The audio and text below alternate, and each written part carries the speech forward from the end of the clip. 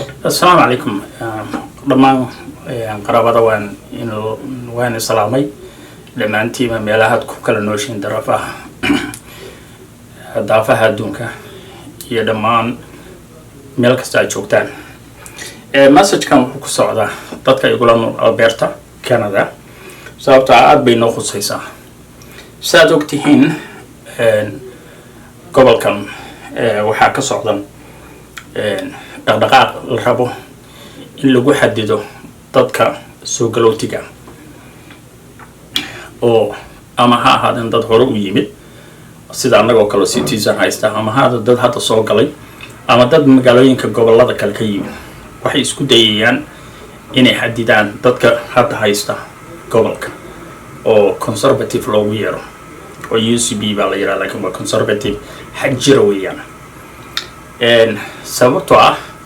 waxay dareensan yihiin ama dareemayaan in awooddu gacantooda ka baxayso oo ay galayso dad kale marka waxay isku dayayaan sida Mareykanka oo kale in la last fight inay sameeyaan waxaana taa u ogolaanaya annaga oo ah dadka hurda oo aan wali dareensanayn inaanu maartay inaan awood leenahay oo nolol la dhaqmay sidii dadan awood ku lahayn ama aan citizen ahayn ama xuquuq ku lahayn haddaan inay ku maartay in la share gareeyo waxaa jira inay laba waxyaalood bay sameeyeen hadda horta October 19 weeyaan marka la qabanayo maxaa la yiraahdaa petition oo la rabo in laba waxyaalood la sameeyo mid waa constitutionka waddanka in wax laga bedelo oo ay control helaan oo ay dadka ku xakameeyaan adiga iyo citizen qolana waa arrin ku saabsan dadku xuquuqday ku leeyihiin sida benefit ko kale waddankan markaa timaadin regardless oo waxa tahay waxaad yeelanaysaa xuquuq ku saabsan inaad heshid taakulayn xagga dhaqaalaha xagga caafimaadka iyo xagga maartay service-ka hadday noqon lahayd caafimaadka hadday noqon lahayd social welfare-ka marka gobolkan dhibaatada dhacda waxa weeyaan qolada xukunka haysataa waxay sameeyeen corruption badan bay sameeyeen oo dhaqaalihii hoos u riday ma aha mid dadka kale ka timo waa mid mismanagement ah tiibay waxay rabaan marka inay dusha ka saaraan dadka soo galootiga oo ah dadka hadda yimid oo gobol ku soo biiray ama annagii dadka deganay laakiin laga dhigaya inaad hadda ku soo beertay taas bay rabaan inay constitutionka oo dadkii dusha ka saaraan hatta waxay gaareen heer yiraahdaan waxaan rabnaa inaanu waddanka ka go'no laakiin taa waa suuroobi laadahay waxa wadana waa dadka cadaanka waliba dadka cadaanka xag jirka weeyaan laakiin waxaan moodaa waddanka waxa soo galay dad badan oo awal waddanku waa iska yaraa cadaanku waligood ma aysan dareemin maxaa la yiraahdaa taratan ama duulaan in lagu yahay laakiin hadda waxay dareemeen in arrintu ka baxayso policy marka waa last fight weeyaan election kun wuxuu dhici doonaa 2027 laakiin hadda waxay sameynayaan petition ko laba qaybood weeyaan qaybna waa constitution qaybna waa waxa weeyaan waa benefit haddaba immigration ku waa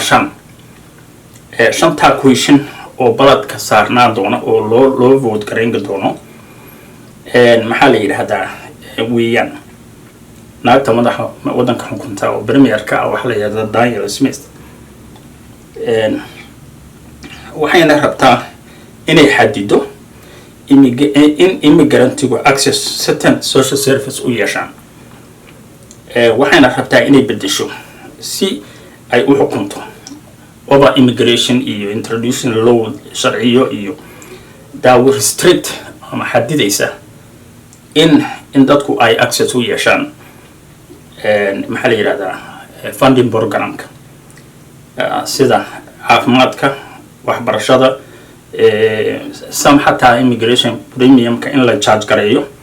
oo fee laga qaado arrimahaas beertayn isoo rogto. So do you support the government of Alberta working with the other government of other willing province to amend the constitution to allow province to opt out federal program that introduce an professional jurisdiction such as healthcare, education, and social service without province losing any associated federal funding for use in its social program. fiiri halkan way meesha problemka yahay waxay rabaan inay yiraahdaan annaga saan rabnaan lacagta u isticmaalo waana hadda waxa dhibta dhacday weeyaan oo ah inay dhaqaalihii u wareejiyaan private midii public loogu talagalay sida healthcare iyo educationka marka waxay rabaan inay yiraahdaan amendment waxaan ku sameynayna constitutionka noo ogolaanaya inaan dhaqaalaha saan rabno u isticmaalno annagoon aan maaragtay waayeynin dhaqaalaha nooga imaanaya federaalka soo dhaqaalihii waan rabnaa in naloo soo diro laakiin waa in naloo ogolaada saan rabna inaan u isticmaalno waana midaas meesha problemka ugu weyn ka imaanaya oo ah inay si xataa dhaqaalihii loogu talagalay healthcareka inay u isticmaalaan wax kale ama educationka loo isticmaalay ama sida yaabaha kaleba waxay rabaan inay hadda federaalka xooga meeshan ku leh sharciyada badan oo dibadda leh iyo waxyaalaha khuseeya human rights-ka iyo waxyaalo badan tiibay waxay rabaan inay ka maqnamaan oo yiraahdaan haddii annaga sharciga iyaga iyo sharciga federaalka iska hor yimaadaan waa in sharciga gobolka iyaga uu ahaadaa midka la qaadanayo taas waa midda ugu dhib badan haddana haysato ah notwithstanding wax la yiraahdo isticmaalaan oo ah province-ku sharci bay soo dejin kartaa hadda gobol la yiraahdo province wuxuu keenay inuu yiraahdo salaada laguma tukan karo publicly dad qabar xijaab wataa ma shaqayn karto waxyaalahaas markii la damcay in human rights oo federaalka la aadana waxay isticmaaleen sharci la yiraahdo constitution oo la yiraahdo notwithstanding which means annaguna khuseeya arrintaas idinkana ma khuseeyo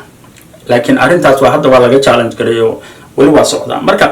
iyagu laftigoodu way sameeyeenoo dhowr jeer bay waxbarashada unionkeeda markii ay bixeen bay waxay ku celiyeen shaqada si xooga markii la damcay in ay maxkamadda aadeen maxkamadda u ogolaatay inay arrintaas samayn karaan oo ay strike samayn karaan notwithstanding by isticmaaleen that this is the only province one of the provinces isticmaalay iyada iyo gobol Quebec la yiraahdo oo la dagaalsan waxayna ka jealousy ka yihiin ama ay ka masiirsan yihiin Quebec oo gobolka Faransiiska oo badanaaba control gaar la siiyo sababtoo ah dhaqan ahaan maadaama ay ka duwan yihiin wadankan Ingiriiska haddaba waxaan rabaa inaan aniga ku baraarujiyo dadka iyaga Soomaalida oo citizenka in aan u dhiganugaalno oo maarka u fiijignaano inaanu ka qayb qaadano constitution ee arrintaas ay sameynayso gobolku waa arrin muhiima aad noo saameynaysa wax kale kugu qaadan mayso oo kaama rabta dhaqaale wax kale kaama rabta waxay rabtaa maalintaas inaad vote garaysid oo aad tagtid aad exercise garaysid right-kaaga waana arrin aad u muhiima haddaba waxaan ku boorinayaa marar badan aan ku soo celin doonaa in arrintaas ay muhiim tahay haddaba sida inta aan waqtiga dambe horta waxaan jeclaan lahaa in arrinta la wadaagtaan dadka gobolka ila degan si ay arrinta ugu baraarugaan haddaba inta aan mar labaad kulmi doono haddii ilaahay idmo sida ay waxaan kaga tagay sida ay nabadgelyo wassalaamu calaykum waraxmatullaahi wabarakaatuh